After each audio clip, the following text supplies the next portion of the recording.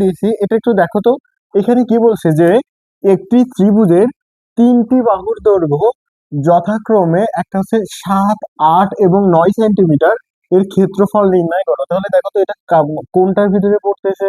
এটা হচ্ছে ত্রিভুজের তিনটা বাহু দেওয়া থাকলে তাহলে সেই সূত্রে পড়তেছে। তাহলে এখন আমি যদি এই ত্রিভুজটা আঁকাই তাহলে সেটা কেমন হচ্ছে একটু দেখো।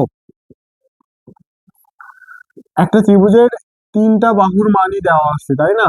তাহলে একটা হচ্ছে 9 সেন্টিমিটার, একটা হচ্ছে 8 সেন্টিমিটার, আর একটা হচ্ছে 7 সেন্টিমিটার। প্রত্যেকটাই কিন্তু সেন্টিমিটারে দেওয়া আছে। এখন আমার এর ক্ষেত্রফল বের করতে বলেছে। তাহলে আমরা একটু আগে কি পড়ে আসলাম যে ত্রিভুজের তিনটা বাহু দেওয়া থাকলে কি বের করে নিতে হয়, পরিসীমা বের করে নিতে হয়।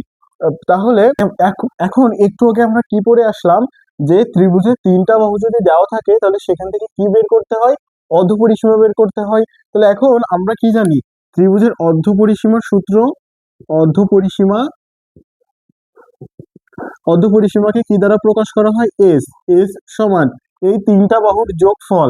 তাহলে তিনটা বাহু কি কি, 8 প্লাস 9 প্লাস 7 ভাগ হচ্ছে কত হবে, 2।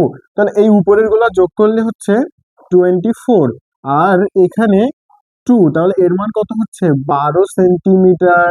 তাহলে এখন দেখো তো এইখানে আমি কিন্তু এ সমান কত, বড় বাহু 9 সেন্টিমিটার, বি সমান কত 8 সেন্টিমিটার, আর সি সমান হচ্ছে 7 সেন্টিমিটার। তাহলে এখন এর ক্ষেত্রফল যদি আমি বের করি, ক্ষেত্রফলের সূত্রটা কি ছিল বলো তো একটু, s into s minus a, s minus b, s minus c, এর উপরে একটা রুট। তাহলে এস এর মানটা আমরা পেয়েছি কত, 12 সেন্টিমিটার, তাই এখানে কি রেখে দিলাম 12।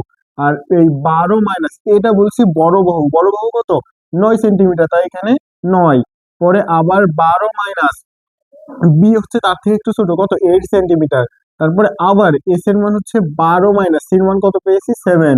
তাহলে এর উপরে একটা কি হবে, রুট হবে। তাহলে এখন দেখো তো এই 12 গুণ, আমি যদি 12 থেকে 9 বিয়োগ করে দেয় তাহলে কত হচ্ছে 3, গুণ আমি যদি 12 থেকে 8 বিয়োগ করে দেয় তাহলে কত হচ্ছে 4, আমি যদি 12 থেকে 5 বিয়োগ করে দেয় তাহলে কত হচ্ছে 5, করলে হচ্ছে 26.83 বর্গ।